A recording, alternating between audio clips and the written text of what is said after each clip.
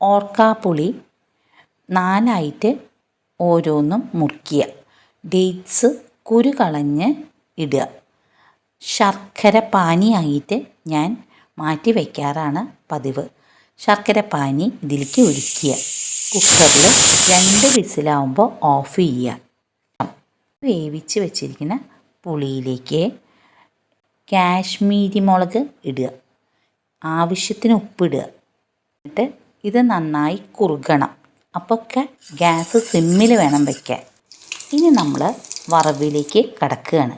കായപ്പൊടി ഇടുക വറവിലേക്ക്.